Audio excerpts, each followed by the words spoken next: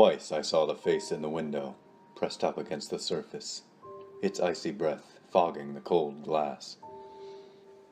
At first, it appeared strange to me, the skin beneath its eyes drooping in ripples of flesh, exposing the red sensitive strata underneath. It was the winter of '83, and I had booked the cabin for 3 nights. Only 3. A break was needed, somewhere to relax, somewhere to recover. I'd had a heart attack 2 months earlier, a painful, excruciating experience I would not wish on my worst enemy. Lying there, sprawled across my kitchen floor, the sharp agony had siphoned through my veins, chest, arm, jaw. I lost consciousness only to find myself in a hospital bed days later. It was my daughter, Jen, who had discovered me. Thank God for her. The cabin was to be a retreat, a place far removed from the stresses of my life, the fallout from a failed marriage, the pressures of a flagging career, and the ordeal of staring death in the face. Comfort had become a stranger. Fear, however, was now both my enemy and constant champion. Each beat of my heart was felt, the slightest change of rhythm or palpitation a nursery for terror. The knowledge that, at any time, the agony of death could be brought upon me by the very thing which gave me life seemed perverted, an abomination of purpose. I now wandered through life like glass, afraid that the slightest exertion might shatter me. The doctors had done their part through surgery and medication. Now it was my turn to help my body heal as best it could. Only time would tell how successful such efforts had been. I was advised to relax, to undertake some limited physical therapy, and to avoid any anxiety or sudden shocks. But how does one avoid a shock or nasty surprise? By its very definition, a shock is an unknown, unforeseen, unexpected event which lurks in the darkness of obscurity, out there, mingled with the fog of yet to come. Around the corner, in the next room, a wrong turn taken or an unwelcome phone call bearing bad news. I found the entire concept of avoiding the unanticipated to be a laughable one. And yet, still there I was, preparing for the quiet solitude of the countryside, following the advice of the experts and those men and women in sterile white coats. I had almost ignored their recommendations, remaining slumped at home, festering, counting the hours and beats of my heart as finite measures of my life. When still, the mind can unleash a terrible onslaught of memories. I thought of Susie, of the years spent together and now wasted. We had been happy once, but I had played my part in where we ended. She came to visit me in the hospital. Perhaps she too wished for reconciliation, but feeling the gulf between us as she sat at my bedside was worse than any physical heartache. We smiled and spoke the empty words of day to day which litter each and every hospital ward. As she left, she touched my hand for the briefest of moments, and yet I could tell that she no longer sheltered the spark she once had for me. She tried to be kind, but some things done and said can never be taken back, a fire of resentment which can never be extinguished. They say time heals all wounds, but some cuts are deeper than others. In those bleak days of loneliness, I had only the thought of my daughter to keep me from slipping into a dark depression, and yet she stayed with her mother most of the time. Perhaps I had been cold towards her too. I knew my failings as a husband, but I had never conceived that I had been anything but a loving father, and so I lived for those brief 2 days a week when I could see her. The in-between times were filled with fear of death and thoughts of worthlessness. Friends, family, doctors, they all urged me to go on a holiday, but I was afraid, scared of my heart giving up, frightened by the possibilities brought forth by an anxious mind preoccupied with the fragile body which housed it. If it hadn't been for Jay, I would never have gone. He visited me several times a week, and encouraged me to be as upbeat as possible with his usual quips and jokes. He kept me going, in fact, and finally persuaded me that a few days away in the countryside would do me good. Still, I was terrified of being left alone, isolated, away from things and people. What if I had another attack? Perhaps the next one could be fatal, and even if I could be saved, I would be too far for help to reach me in time. I needed somewhere that I could relax away from the world, and yet not so far away from the wonders of modern medicine. That was why we chose Blackwood Cabin. Jay had visited there as a child. It sat on the outskirts of a large forest, hemmed in on a patch of open ground by a beautiful flowing river on the other side. Despite its seeming detachment from the world, it was in fact only 6 miles from the nearest hospital, which stood near a small town on the boundary of that thick, darkened web of trees. This, and the insistence of Jay that he stay as well, left me contented enough in the knowledge that help would always be at hand. I could feel myself beginning to relax as we left the city, and during the drive we both talked and laughed, reminiscing about our days together at the university. For the first time in months, I felt positive about the world, watching the motorway recede into the distance, relinquishing its concrete grip to the wild, untamed, and imposing grandeur of the great outdoors. Only once did I bring up the mention of Susie and our separation, but Jay quickly turned the conversation around to something more positive and fun, as he always did. I held out hope that the divorce would never be finalized, that she would come back to me. But hope, too, can be an exhausting predicament, so I attempted to filter Susie from my mind as best I could. The single-track road weaved its way through Blackwood Forest. We wriggled over 6 miles of twists and turns and serpentine slitherings before we finally reached the clearing. A large, waterlogged patch of wild grass carpeted the area, so much so that we had to park the car a few hundred feet from our destination for fear of getting stuck. In the center of the soaked, near marshland ground, stood the rickety and aging shelter which we intended to call home for the following 3 days. The cabin itself was small, with one main room complete, with cozy log burner and stove, and 2 cramped bedrooms at the back.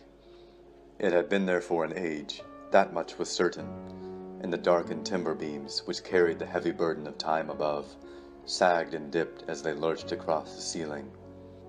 The smell of moss and bark swathed the air, and the sound of the flowing river on the other side of the cabin bubbled and brewed, peaceful, serene, yet mysterious. The first day was uneventful, exactly what I needed, relaxing with a book in front of 3 large logs, smoldering in the fire, and spending a little while sitting on the steps in the cabin, watching the river swell and swarm with the winter currents. It was then that I understood the naming of the place. Peering out across the bobbled grass to the tree line, the forest seemed picturesque, yet impenetrable from distance, and the clearing where the cabins sat provided only a temporary pause to its encroachment, before it once again continued to blanket the land on the other side of the river. The woodland was dark and black, yes, but full of life, vibrancy, of things, deer, foxes, beetles, rabbits, but I would never have guessed at the horrors which lurked between its tightly woven evergreen branches. Many tourist traps survive on tales of ghosts and ghouls hidden somewhere nearby, stories exaggerated by pub landlords or hotel managers, speaking of rooms where something ominous walks at the midnight hour. Visitors flock to such places hoping to spend the night in a haunted room, to glimpse something in the darkness which whispers the thought that life is more bizarre, more interesting than we could possibly imagine. Even that lonely and forgotten cabin seemed to have something of a myth attached to it. In a bookshelf, tucked away in the corner of one of the bedrooms, Jay found a warped, old hardback. The papers were yellowed, and while it contained the publication date of 1967, I was certain that it had only ever seen one pressing, left in the cabin to titillate those staying there. The book was called The Beast of Blackwood Forest. Rifling through it, I found that the author had dedicated much of her life to the documentation of a local legend. I had myself heard the stories when I was younger, as I had once dated a girl who lived in a nearby town. All the kids talked about the Beast of Blackwood, a creature which everyone's uncle had seen while hunting out in the forest. Dark, hulking, monstrous. Of course, I always laughed at such things, and no concrete evidence for it had ever been found. But each winter there were rumors, whispers about something shambling through the woods at night. As the day gave way to twilight, I read through some of those pages while Jay stocked the stove and prepared supper. Although I discarded the legend as nonsense, I found the book quite compelling, and the eyewitness testimonies contained therein affected me enough to cause me to see something which wasn't there. Shadows moving outside under the cloak of dusk. I began to feel my heart once more, and decided that it was best to leave the terrors of the horror genre, fact and fiction, behind. My mind was still fraught with the strain of Susie leaving me, and the fear of the slightest palpitation signaling another heart attack, so accounts of a terrifying creature preying on those in my immediate vicinity, no matter how preposterous, were not suitable for a fragile disposition. The clean country air, on the other hand, was doing me the world of good. After dinner, Jay surprised me with a bottle of my favorite whiskey, 16-year Lagavulin. I knew that the doctors would frown upon it, but the idea of swishing that warming liquid gold around my mouth and taking a deep gulp reminded me of something essential. It reminded me of being normal again, of being strong, of sitting in my family home with my wife and daughter, enjoying their finer side of life. A few drams would not be unwelcome. We talked and laughed about the past while playing cards and enjoying, again, reliving old adventures we had traveling together during our university summers with the old gang. I would have happily stayed there wrapped in the comfort of those memories for an eternity, and in many ways I wish I could have sunk further into that moment of relief from my recent worries, but that was not to be. Around 11 o'clock, the log burner was running low, and we had all but run out of wood. Jay drunkenly picked up a torch and decided that he would go and quickly gather some more, so that we could keep the good times flowing. I didn't protest. I was happy. I was content to allow that night to continue. He was a good friend and insisted that I not raise a finger in the cold darkness. He was always braver than me, and I'd be lying if I said that the outlandish thought of something lurking in the woods hadn't left its mark. I watched from the window for a moment as the beam from his torch bounced along the uneven, now frozen, grass. The light dropped to the ground for a second, and I heard the drunken merry laughter of my friend echoing as he picked himself back up before continuing towards the tree line. Smiling, I returned to my book of choice, flicking through a few pages of an Ellery Queen detective novel, less dangerous than the previous read. After about 15 minutes, I realized how truly silent the cabin was. No noise, no wind, no sounds of life or the living, and for the first time, I sensed something sinister resting in the stillness. Suddenly, Jay burst into the cabin and collapsed on the floor, panting. He turned to the door and kicked it shut with his heels frantically, his eyes wide, panicked, disbelieving. Scrambling back to his feet, he turned a small table on its end and wedged it against the skin of the aging wood under the handle. "Help me, for Christ's sake," he whispered anxiously. I stood up quickly and rushed to my friend's aid, helping him pack furniture, anything with weight, against the door. It was the first time since the heart attack that I had physically exerted myself, and it would not be the last.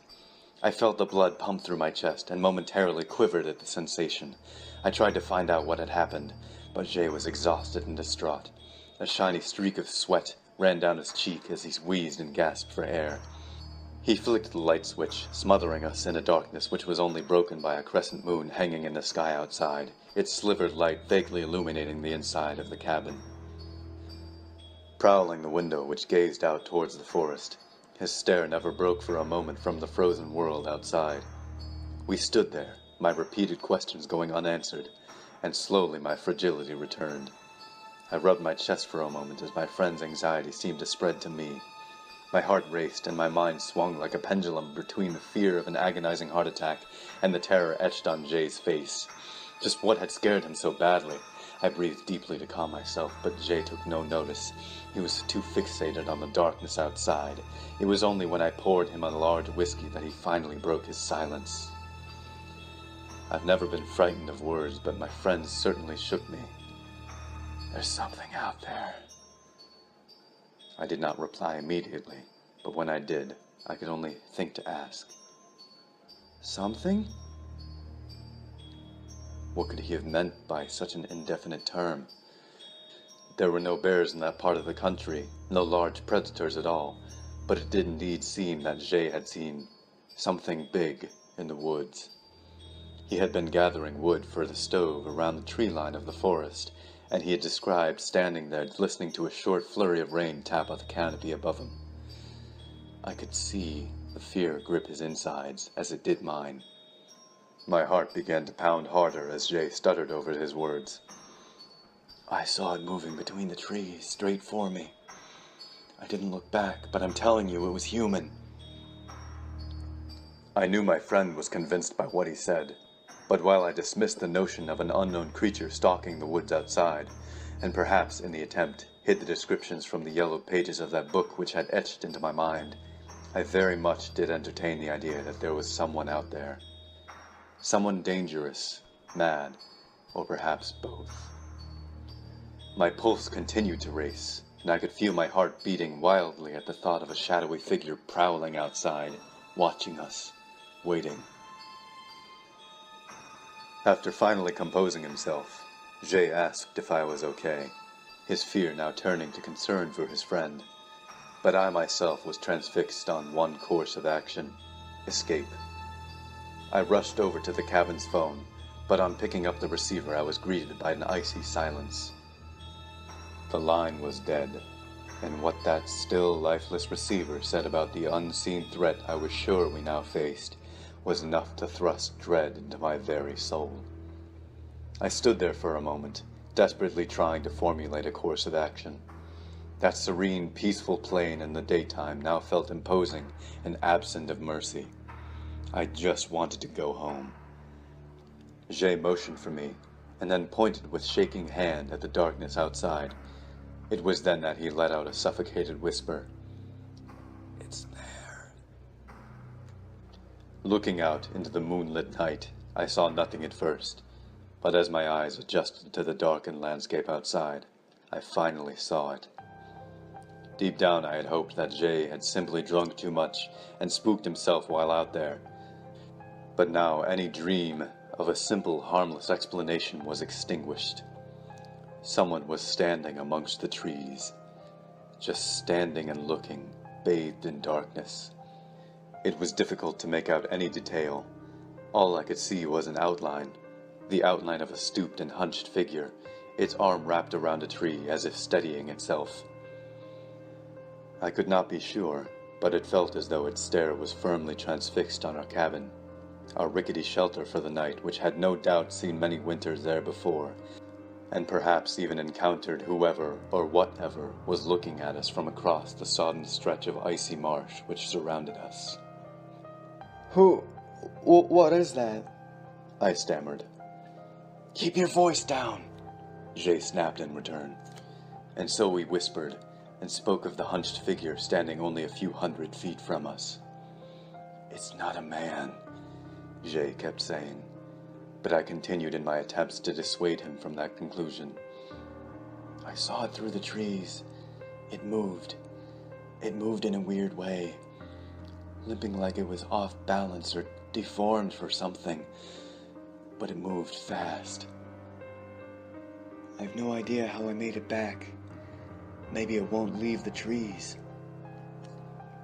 His eyes widened, and it was clear that a revelation had sprung forth from his mind. He turned suddenly, walking across the room to a table where I had left those yellowed pages which spoke of a strange creature living in the woods. Jay thumbed through it, shielding the light from his torch as best he could with his hand. As I watched him scan through the contents and flick to what he seemed so animated about, I almost laughed at the insinuation.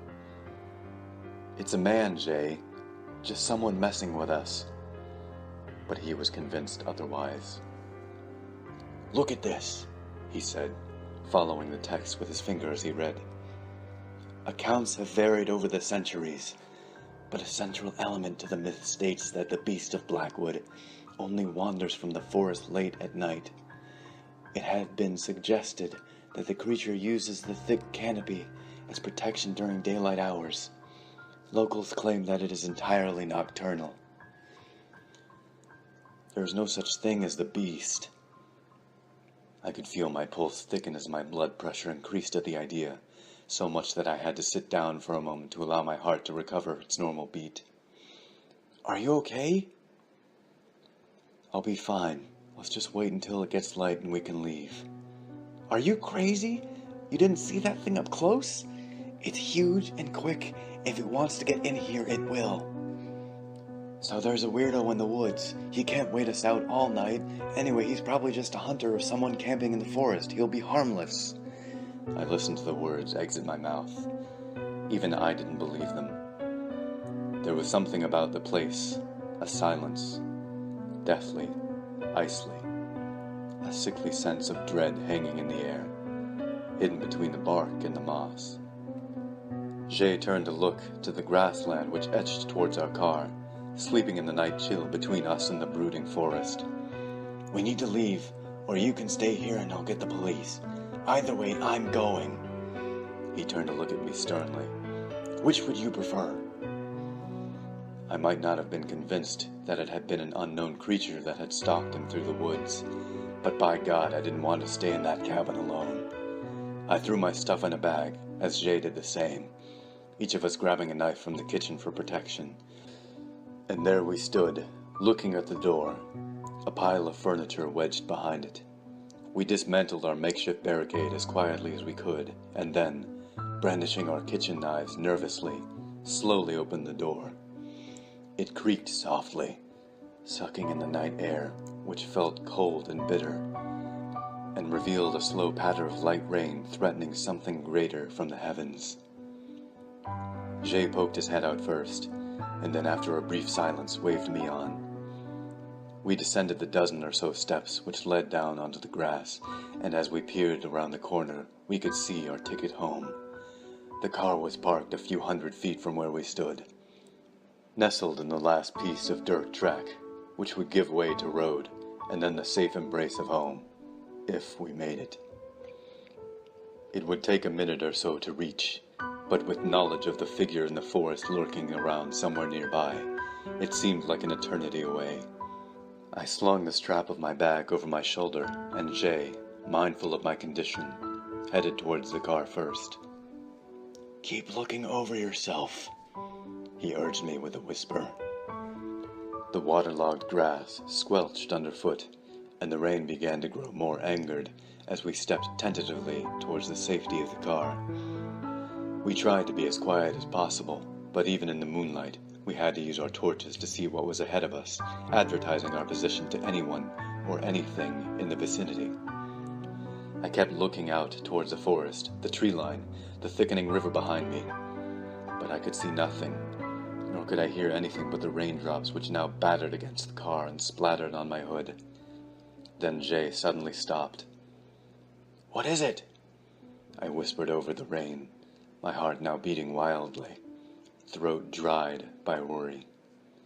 The rain subsided slightly, replaced by the silence of a landscape petrified, frozen by a winter chill.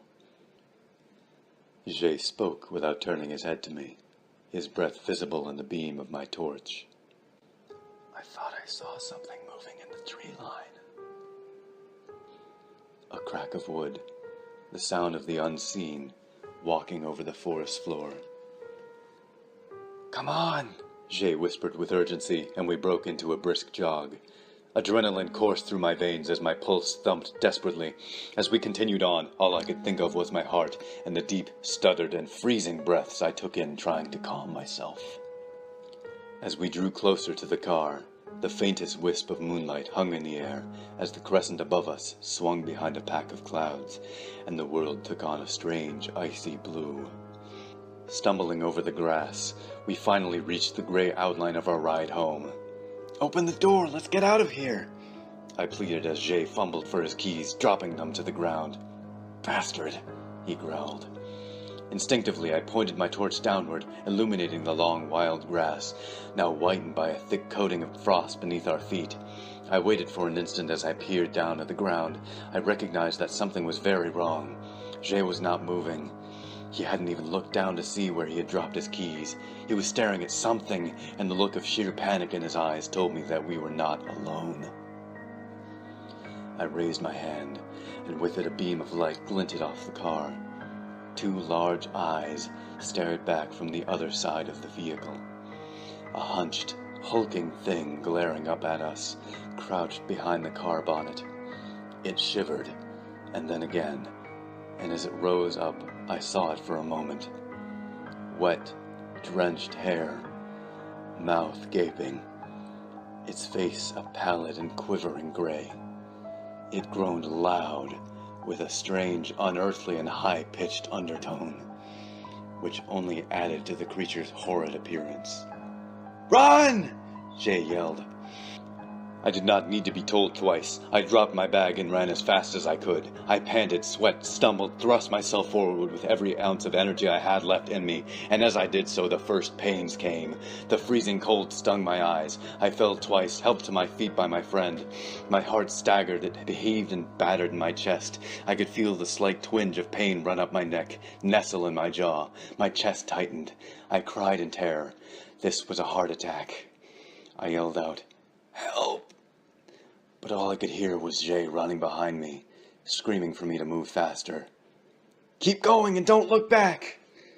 As the cabin came into touching distance, I heard the heartbreaking absence of my friend's footsteps. I knew Jay, all those years as close as we were, as always the brave one. Something I had at times been jealous of, the one stubborn enough to stand up to anything. I understood implicitly that he was buying me time. A selfless gesture which had helped me make it to the steps, scrambling up them only to turn and see him staring the creature down, face to face, the beast shrouded in shards of night. As its hulking mass lunged towards him, a searing pain ran up my neck from my chest. I collapsed to the ground, but he needed me, and whatever life was left in my failing body I was compelled to use to help him. Staggering to my feet, the night air stinging my lungs, I lurched forward, clutching my chest, ready to strike the beast with everything I had left. Before I could assist, Jay appeared from the darkness, grabbed my arm, and threw me into the cabin. He frantically barricaded the door once more. We slumped to the floor, breathless, deciding to keep the lights out, and listened, shuffling in the darkness, but nothing more. The pain in my chest had subsided slightly. It was clear that the heart attack had begun, but when it would end seemed uncertain. What was that thing?" I asked between gasps. "I don't know, but it wasn't human," said Jay solemnly, before showing me the knife he had used during the fight, now covered in a putrid black liquid. "I don't think even this hurt it much." "This is crazy. What do we do now?" "I don't know. I just don't know." And so we waited, and waited, but the pain in my chest grew steadily, my breath more erratic. I took my pills, but I knew that the old enemy had returned, and that I needed more than something to calm my nerves. If I didn't receive medical attention, there was every chance I would die. Jay stared at me as I sat on the old couch against the window, worried that each breath could be my last. "We need to get you to a hospital," he said gently. "Yeah, just chopper me in." We both laughed for a moment. Jay stood up and looked outside. He seemed reluctant at first, and no wonder considering what lurked outside, but his concern for me appeared to slowly drown out his fear. "I can't see anything out there anymore. The moon is behind those clouds, and we might not get another chance. I think I can make it to the car quicker on my own." "But that thing out there," I said, deep down ashamed that my fear of death galvanized a hope that my friend would indeed find the courage to try again. He leaned over me and smiled kindly, patting me on the shoulder. "I can do this." "It's pitch black out there. You'd need to use a torch, and then it would see you," I said, wincing once more at the growling pain in my chest. "I'll flash it on and off. That way it won't know where I am. Maybe it'll get confused, I don't know." He clenched the torch tightly while looking at the kitchen knife in his other hand. "Hopefully that'll give me enough time to see what's in front of me and head for the car. The keys should still be where I dropped them." "Shay, please wait till morning," I asked. But as my friend looked at me clutching my chest, I knew he had already made up his mind, and part of me was glad for the hope his bravery provided. "Barricade the door as soon as I'm out." "Okay," I said, trying to hold back tears of pain and worry for my friend's life. He gave me a hug, and then he was gone. I closed the door and bolstered it once more with anything I could find, before pulling myself back up onto the couch and looking outside. At first I could see nothing but the black stillness of the forest, then a blast of light, then another, and another as Jay's torch sporadically burst into life. Each flash illuminated the landscape around him like a ghostly photograph, documenting his progress towards the car. I could see what he was doing, and I smiled to myself for a moment, once more impressed by his ingenuity. He wasn't moving in a straight line, but zigzagging so that his path could not be anticipated. Another flash, and another. Each time, no sign of the creature, and one more precious movement closer to the car. Grass, tree, an anonymous wilderness of darkness. Another flash, another patch of grass. He was so close. Then the intermittent light became erratic, moving one way then another, backwards, left, right. Was he lost? Was he unsure which direction the car was in? A more horrific thought then entered my mind. Was he being chased? A flash of light. Nothing. Then another. Nothing again. Finally, the light beamed. He'd made it to the car. The light was quickly extinguished, followed by the sound of a door opening. One last flash of the torch. The isolated outline of a hunched figure standing behind my friend. A blood-curdling scream. Then nothing. Jay was gone. The beast had got him, and I was alone. Grief now mingled with fear, feeding the pains in my chest and arm. My friend was most probably dead, and I was certain that I would soon follow him. I fell to my knees, sure that this was it, the end. Agony ran up my chest once more. There I knelt in the darkness, alone, resigned to my death. But as my heart slowed, my thoughts became clear. They turned to my daughter.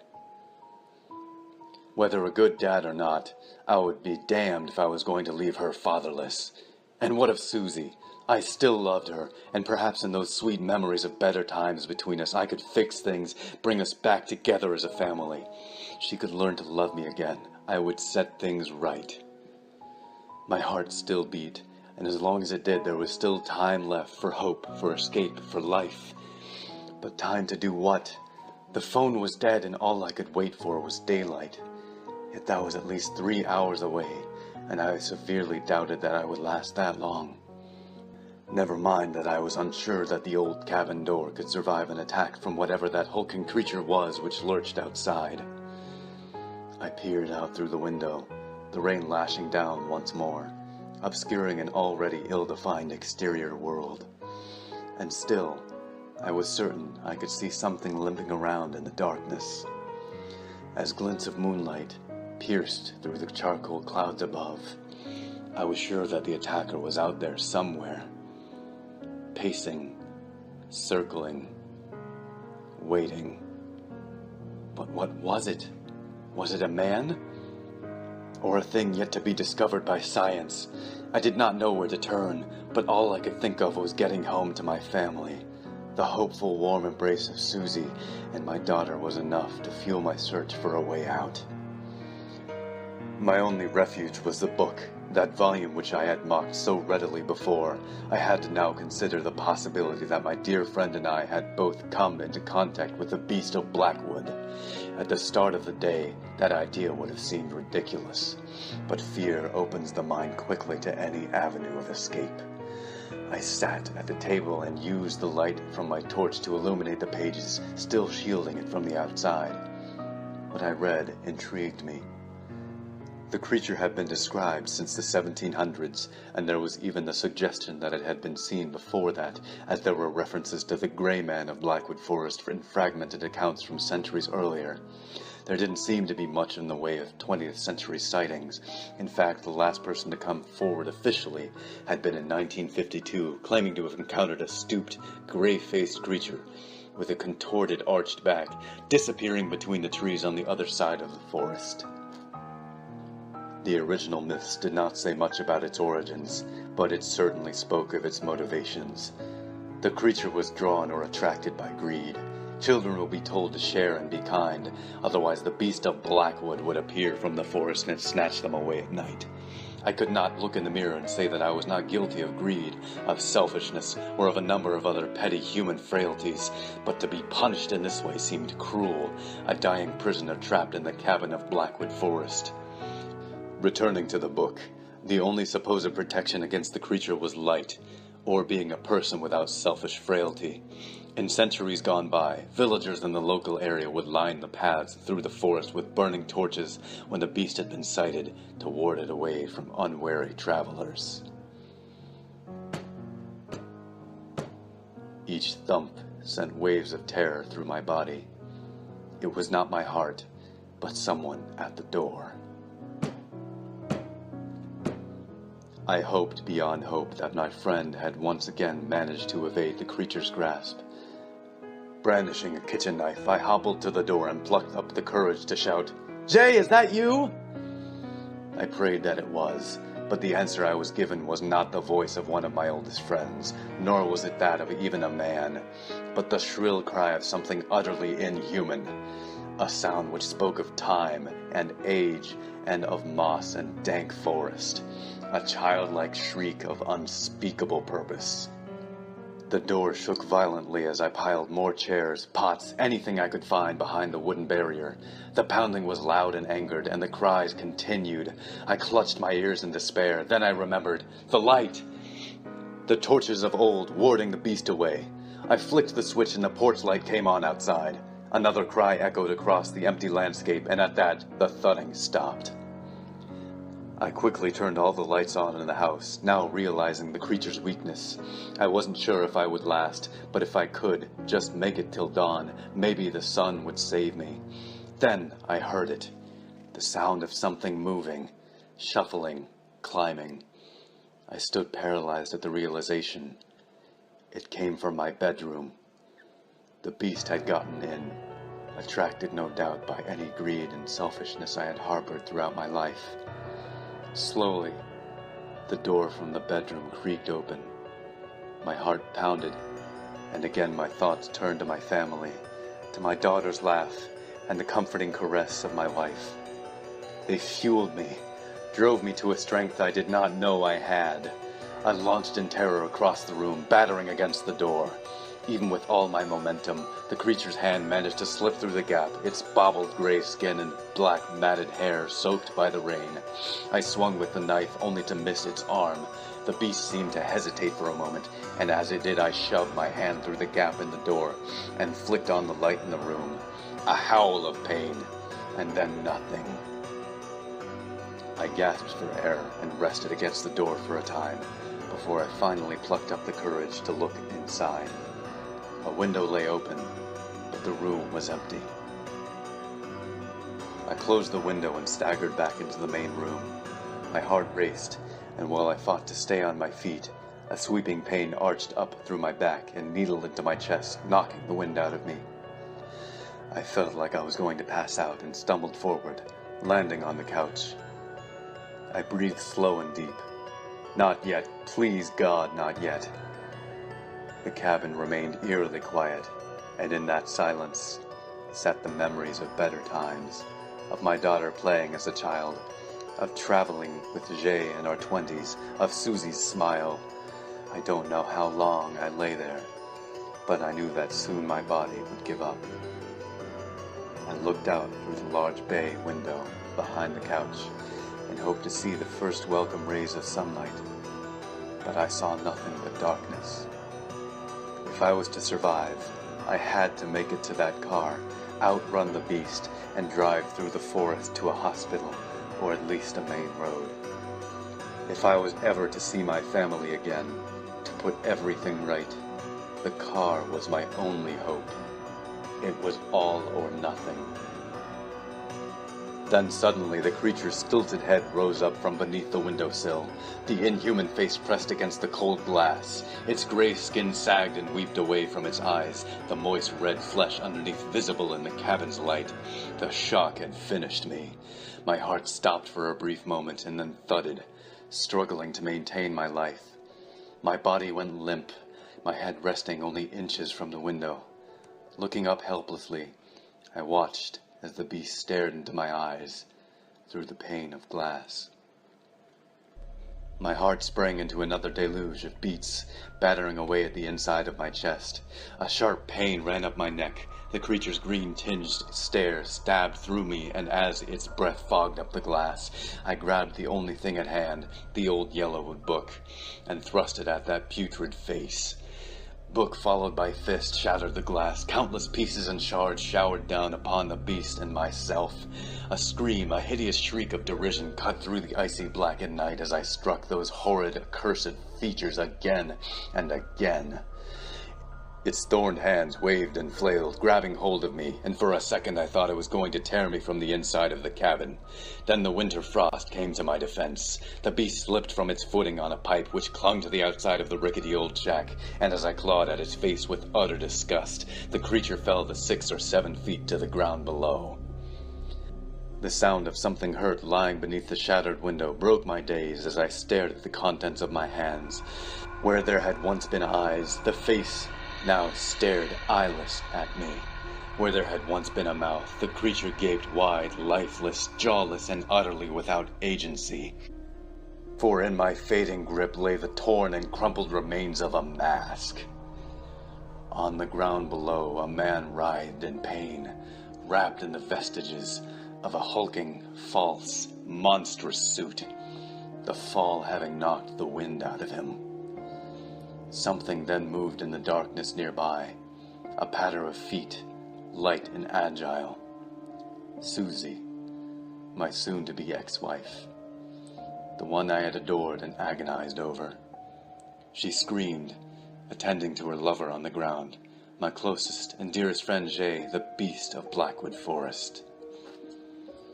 Susie looked up at me with hatred and contempt in her eyes. But I couldn't muster anger nor jealousy.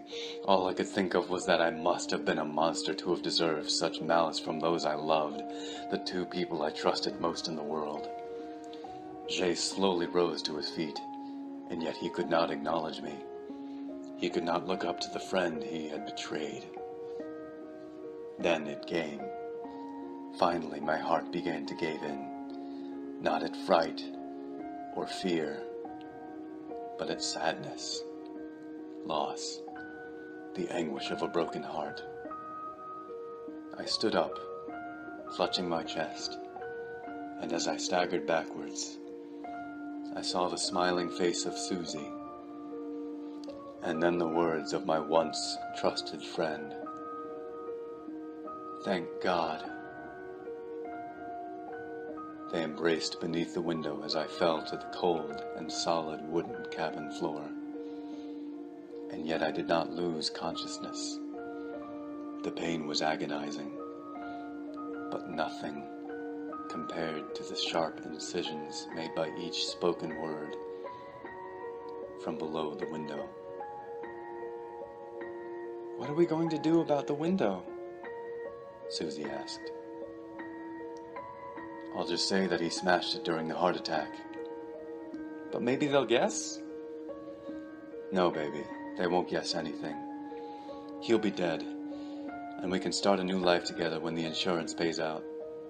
Now you need to go back to the woods and go home. I'll clean up here and then phone an ambulance once I'm sure he's gone. I almost chuckled to myself as I writhed around helpless on the floor. I had hoped that Susie had refused a divorce because of love, because deep down she still wanted me. But instead it was only to hang on to how much money my death would make for her. For a while, I heard Jay slip and swear as he attempted to climb the broken window once more. But each time he failed to pull himself inside. He then changed tactic and tried to push at the door, but again I had barricaded it effectively, and obviously he didn't want to force it and leave further evidence of foul play. It was then that he started shouting in anger, even cursing my name of all things. It was only a matter of time before he got in, cleaned the place up, and told the police how sorry he was that his dear old friend's heart just gave up. My last thoughts were of my daughter, of never having the chance to fix my mistakes as a father. I finally passed out. And yet my assumed death was not to be. I woke to find myself in the white glow of a hospital room, my hand held tightly by my daughter who slept in chairs next to my bed. The daughter who attended to me said that I had suffered another heart attack, but one which was not as severe as the last, and that, while I was to take it easy, with some therapy, I would recover. The police were keen to speak with me. I gave them my account of what occurred, and they in turn told me of all they knew. My unconscious body had been discovered next to a main road just outside of Blackwood Forest, on the outskirts of the nearest town. The cabin was thoroughly searched, and was found in the same condition as I had left it, the window smashed, and the front door locked and barricaded from the inside. There was no trace of Jay or my wife. They simply could not be found.